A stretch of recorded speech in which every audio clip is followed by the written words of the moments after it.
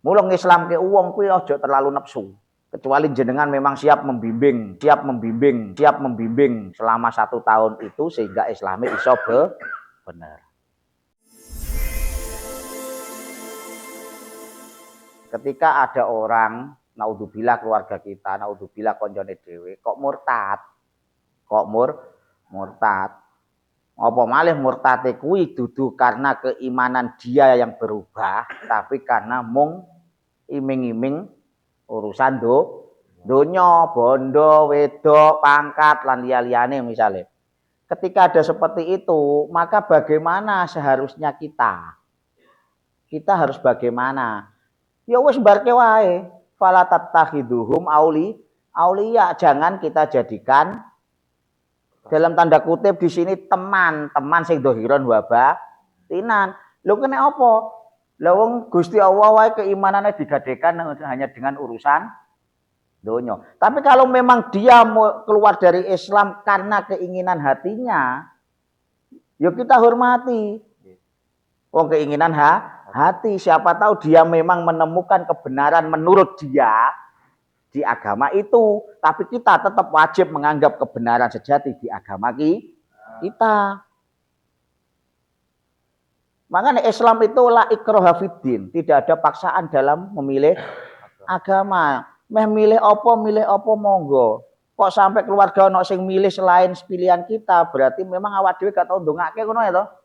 Jangan salahkan dia ketika memilih yang lain. Mungkin ijtihadnya karena kita nggak mendoakan akhirnya memilih yang lain kan naudzubillah. Tapi tetap hormati karena nggak ada paksaan dalam agama. Ora oleh kita maksa orang lain. Tapi kalau keluarga tetap diusahakan harus kita paksa dalam tanda kutip. Paksane ngopo? Ya kita kasih dalil-dalil yang menggugah supaya dia paham hakikatul Islam, hakikat Islam. Ora mung kuwi ya didongake barang.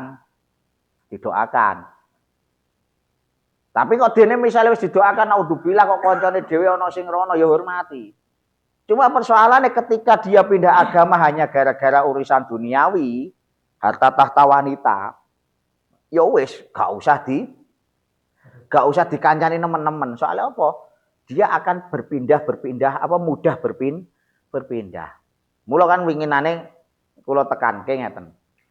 Kok ana wong, karena ada yang tanya kemarin, saya punya teman Gus, dia itu awalnya Islam, kemudian nikah dengan orang non Muslim, akhirnya jadi non Muslim. Karena percecokan rumah tangga, terus apa pengen mlebu Islam malih. Lah pengen mlebu Islame, pengen disahadati kula ki pripun? Kancane kula ngoten. Tak jawab, ojo. Islam gak butuh wong koyok ngono kuwi. Teko isik. Sampeyan ngopo pengen balik Islam? Wah, aku alasan ngene-ngene misalnya.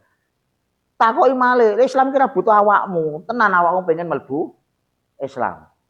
Wong Islam wis ora butuh awakmu. Nek memang dhek pengen bener-bener mlebu Islam mesti tetap wis gak apa-apa lah macan aku biyen salah. Tapi ketika jenengan koyok ngono terus nesu bocahe. Wonge nesu.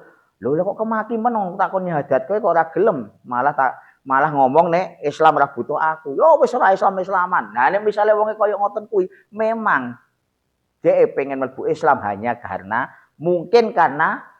entah wanita lagi atau pangkat lagi atau harta lah. Tapi soalnya wong sing gampang pindah keyakinan.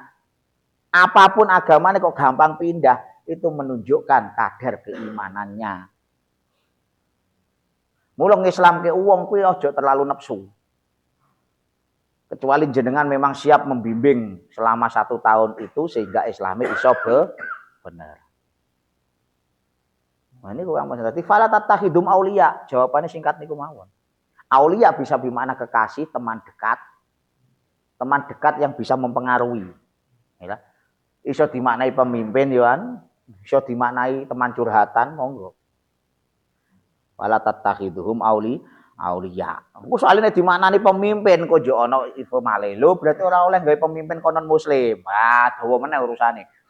Dibahas besok. Bahas besok kuwi. Nah, ini surat An-Nisa ayat 89. Ujung-ujungnya kasus DKI meneh. Ya repot nanti pelintir-pelintir ke situ. Mulane sesuk dijelaske hakikatnya makna aulia ki apa, kekufuran yang bagaimana.